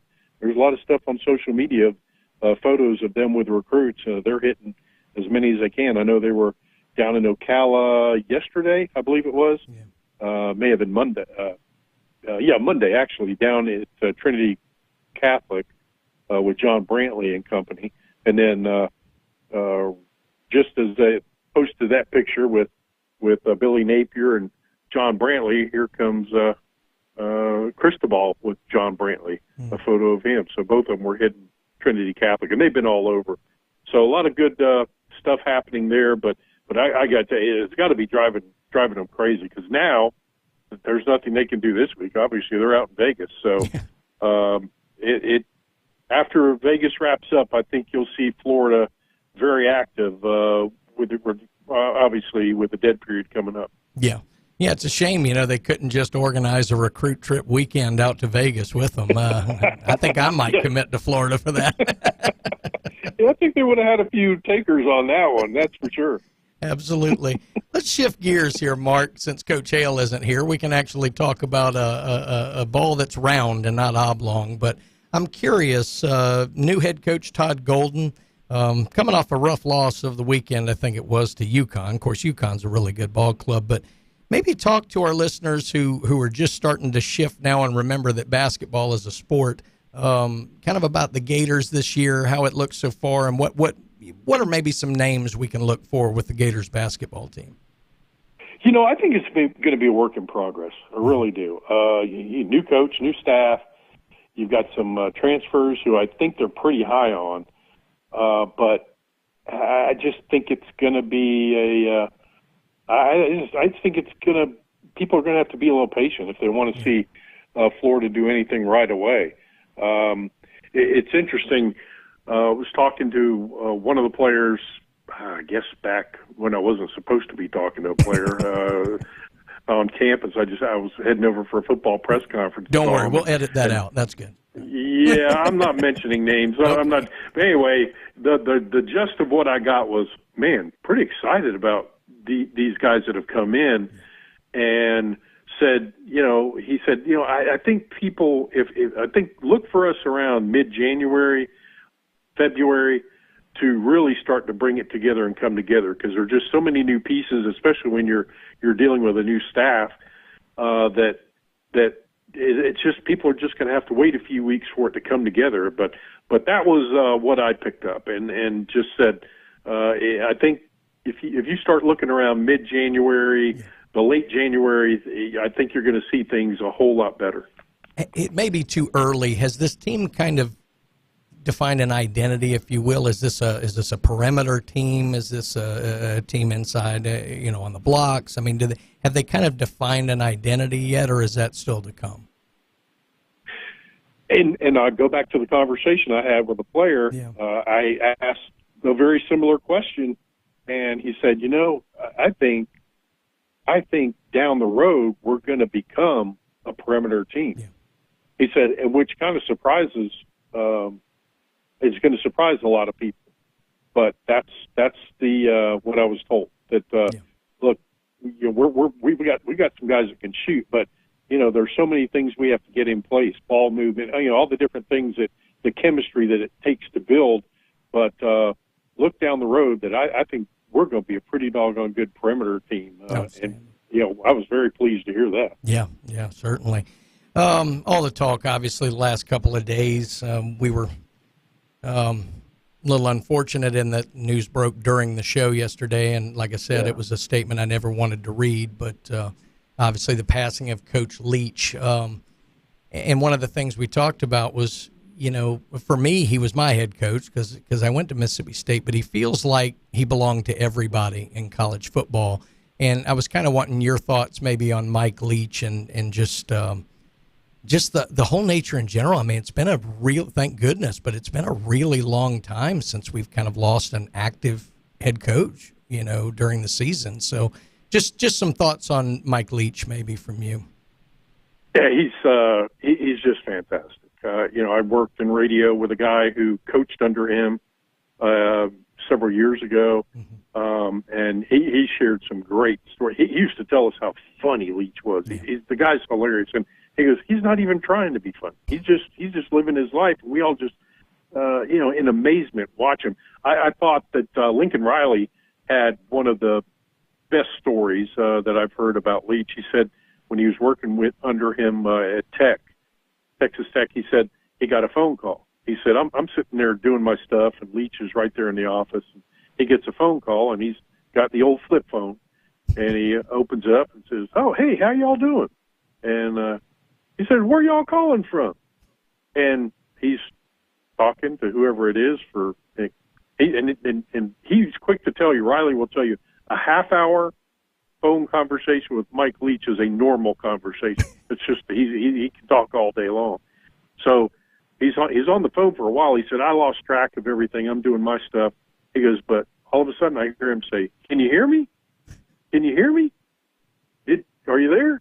And he looks at his flip phone and he closes it. And he opens it back up and he's frustrated and he hits redial and he starts talking to whoever it was. He said, this conversation went on for at least a half hour. He said he gets off the phone and they're sitting in the office talking, and he said, "Hey, Coach, who was that on the phone?" He goes, "I don't know. They said they called and had the wrong number." That is so Mike Leach from what I heard. When I read that quote from Riley yesterday, I said, "Oh my gosh, that is exactly what I heard about Mike Leach from Brady Ackerman was one of the people that told me he's known Leach for years and coached under him." Yeah, it's so perfect of him. I you know, a lot of the talk was, you know, obviously in all the social media stuff and the quotes, but they talked about what gets overlooked is how great a football coach he is. And I read a story where he was talking to a reporter about it, and they were asking him about you know, how complex the system was, and he just takes out a sheet of paper and draws some X's and O's and goes, "It's really not complicated. You line up, you move the safety, and you throw it to where they're not." And then he crumbled up the paper and threw it in the trash. That's right. He had such a simple but effective view of football that, oh man, he's going to be missed for sure. He really is. He really is. Mark Stoops has put some really nice stuff out about him, and we're going to miss him at SEC Media Days too. I mean, what a guy to talk to. And the whole Pirate thing, he loves the history of it. He's one of a kind, and I hate that college football has lost one of a kind. Yeah, absolutely. Well, Mark, great talking with you today as always. Folks, make sure you go listen to Mark McLeod, and we will see. I can't remember if we're on next Wednesday or not, but if we are, I hope we'll have you. All right. Sounds good, Brian. Thanks for everything. Great, Mark. We'll see you. Thank you. And don't forget, folks, tomorrow morning we've got our fight song contest going on here. You want to be listening in for your chance to win a $60 bucket from Texas Roadhouse. You will absolutely love it there. Well, it's been another great day. Thanks to Glenn Manley. Thanks to Smitty behind the board. We got the Underdogs this afternoon, and I'll be back tomorrow on the Coach James Hale Show, ESPN Northwest Florida. Your home for the NFL. ESPN Northwest Florida. Absolutely the most touchdowns on the Panhandle, including premier NFL games. Thursday night, the Seattle Seahawks host the San Francisco 49ers and Mr. Irrelevant. Purdy looks to throw. Juszczyk. Touchdown.